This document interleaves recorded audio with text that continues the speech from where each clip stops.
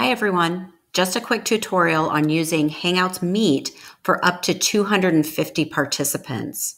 You can set up your event right in your Google Calendar by starting with an event, or just call this test event.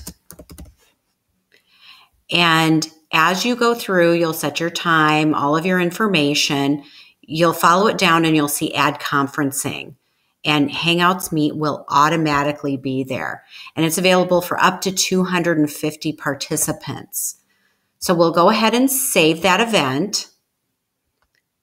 And now as a participant, you will get invited to the event, or you can be invited through the information available in the Meet. So if you are the coordinator, go ahead and copy this information and send it to your participants.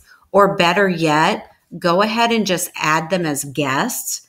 Once they accept the invitation, it will go on their Google Calendar and they'll be able to go right to their calendar and go to the Hangouts Meet and be able to click on Join Hangouts Meet. So we'll do an example right now.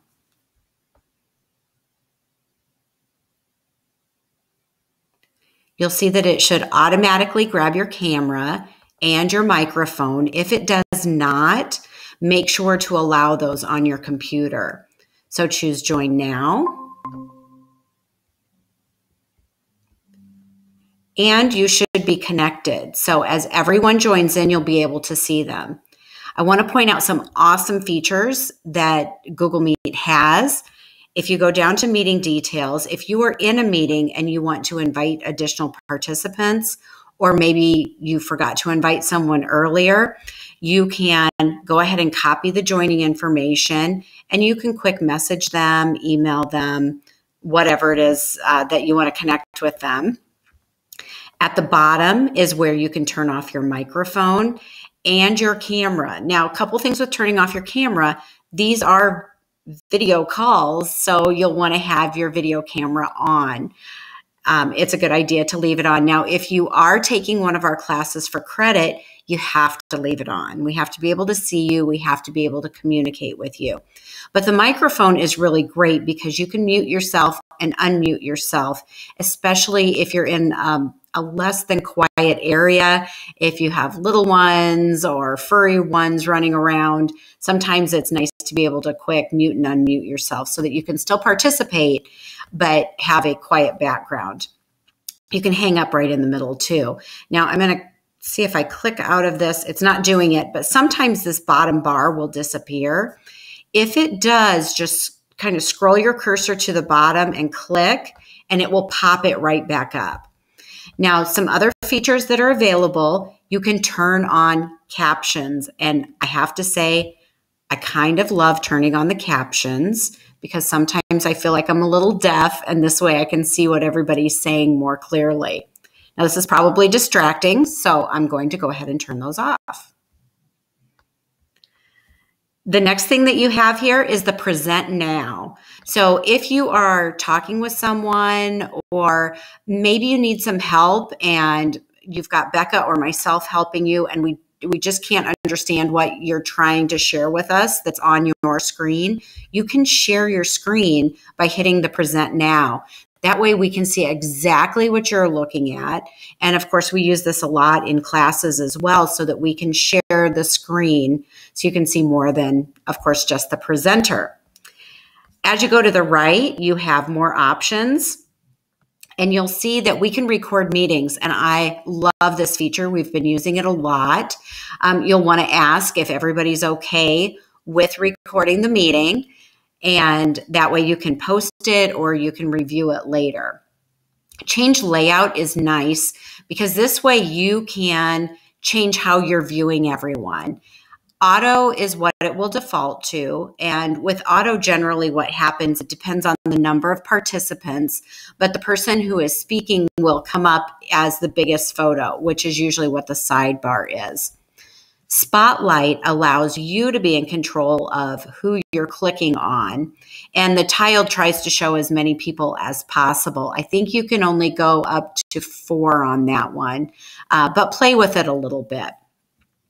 If for some reason the presenter says that they're going to show their screen and you don't see it, you can always go into your sidebar, and usually your people will appear on the right-hand side here, and you can click on that. Because once your presenter starts to present their screen, you'll see them as two people there. So just go ahead and click on their screen and you'll be able to see it. The other options that you have on here is to go full screen. Again, you can turn on your captions there. You have your settings. Sometimes you can use your phone for audio. I find that when you're on your computer and you're using your phone for audio, sometimes what will happen is you'll get some feedback. That works best if you're on a computer that doesn't have any microphone or audio system on it, speaker. And you can get help in this area as well. Under the settings, it just talks about what speaker microphone that you're using.